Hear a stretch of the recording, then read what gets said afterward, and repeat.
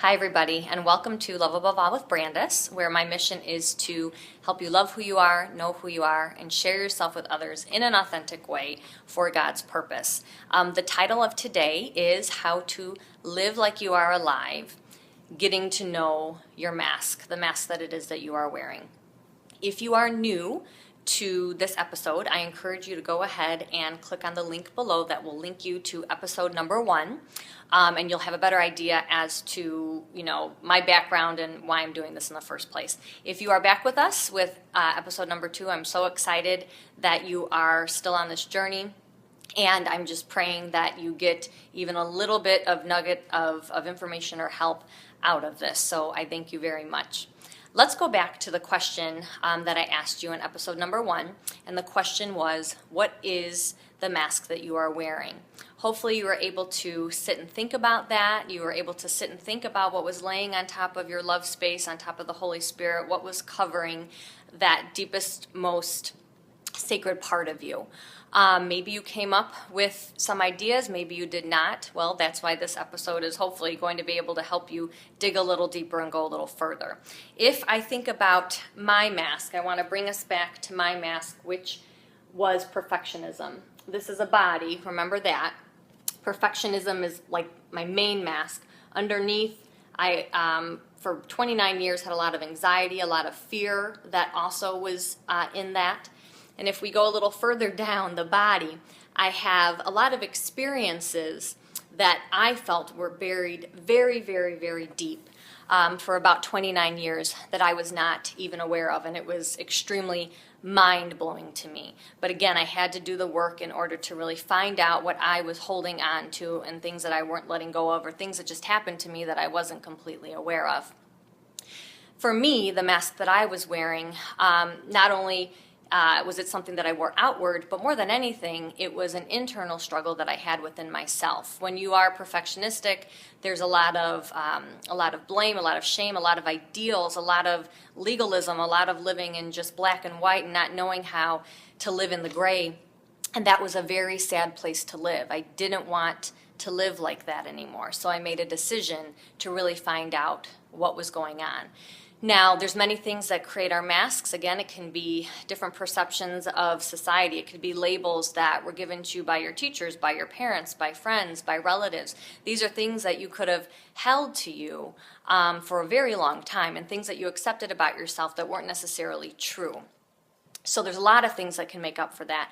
Your mask could be that you just, you feel like a failure because someone told you that you were a failure. So that is a mask that you are continuing to wear. It could be that you are a victim because you maybe experienced something very tragic and you haven't yet fully been able to come out of that. So there's just, again, so many masks. I can't even name them all.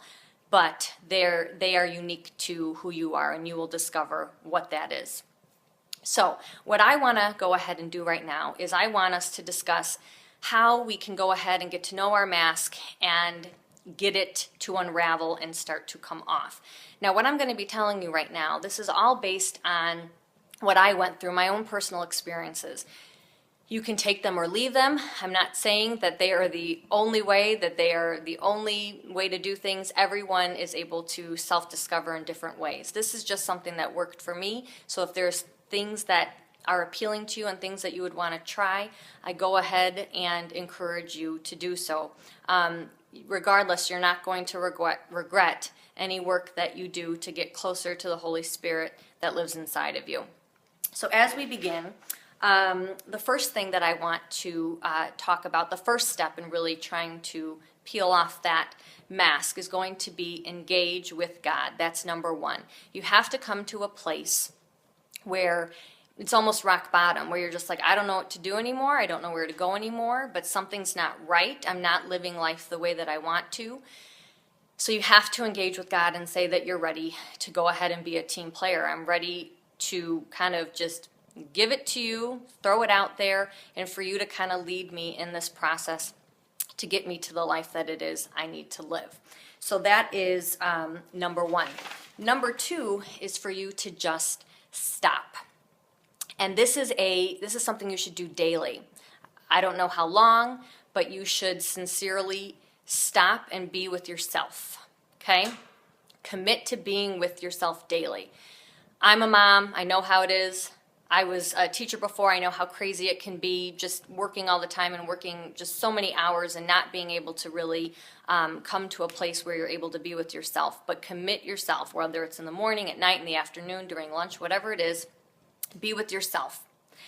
And also try to avoid, in those moments, being on autopilot. When I say autopilot, I mean that throughout our days, a lot of times, we are not wanting to feel our emotions. We're not wanting to listen what is inside. So what are we going to do?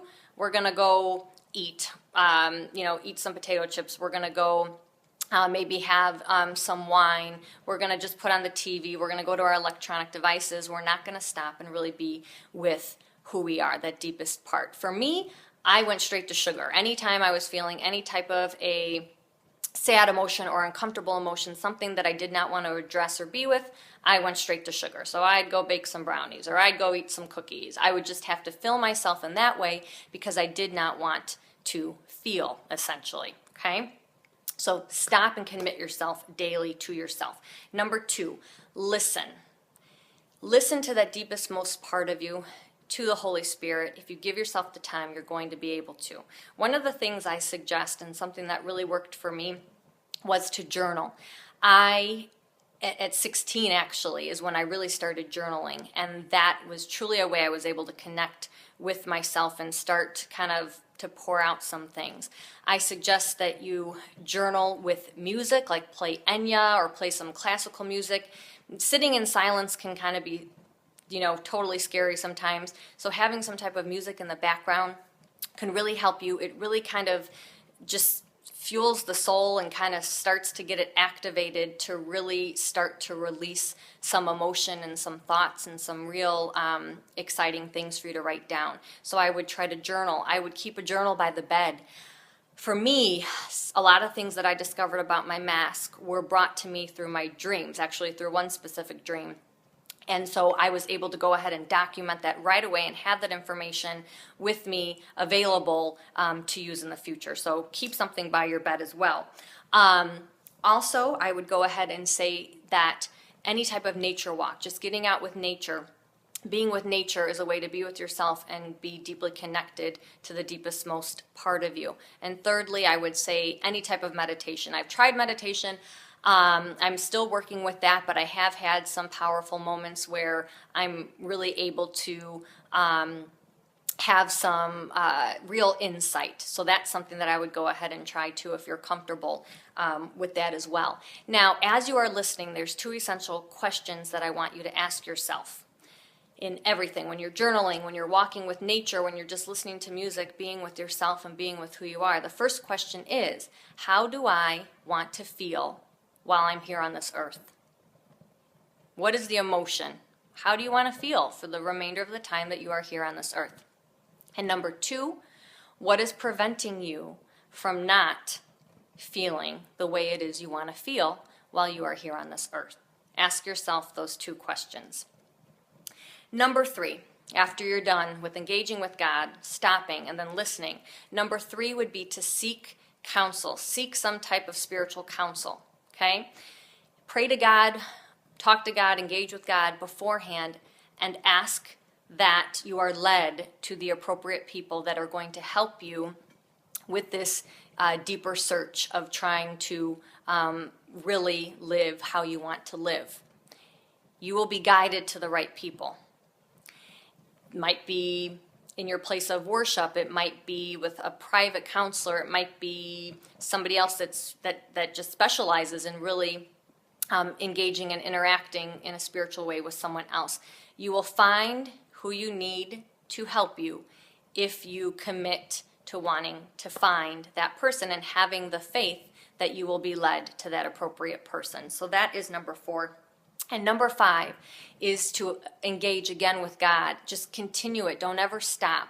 Let things just keep bouncing back and forth with what you're going through, and putting that faith out there and putting intention out there and your thoughts out there as to what you want, who you want to be led to, and what you need in order to feel the way you want to feel while you are here on this earth. So again, engage with God to begin. Stop daily. Go ahead and listen, really listen to that deepest part of you.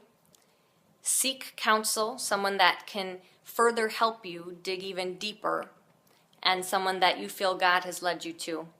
And finally, engage with God again. Say you're committed. And if you need to be redirected, have that happen again. But don't ever give up trying to really figure out what's stopping you from living the life it is that you want to live and to feel the way it is that you want to feel. To close, I just want to go ahead and say that, this is it's a journey. It's a tough journey. You're going to go through a lot of emotions. There might be a lot of pain. You might be really sad when you're discovering certain things, but just remember to hold on, to keep on engaging with God, and to keep on moving forward. And when you get to the other side, you are never, ever, ever, ever going to regret it. You're going to be exactly where you need to be. So until our next episode, I just want to say thank you, and I hope that you're able to take some things away. Go ahead and subscribe if you click that button above, if you like what you have seen and heard, and go ahead and answer those questions in the comments below if you feel that you want an outlet to go ahead and write those out. Again, the first question being, how do you want to feel for the remainder of the time that you're here on earth? What prime emotion do you want to supersede everything else? And number 2 is, what is preventing you from feeling the way that you want to feel daily and while you are here on this earth? So go ahead and answer those questions. I will see you next time. God bless. And it has been a wonderful second episode. So I will see you next time. Take care.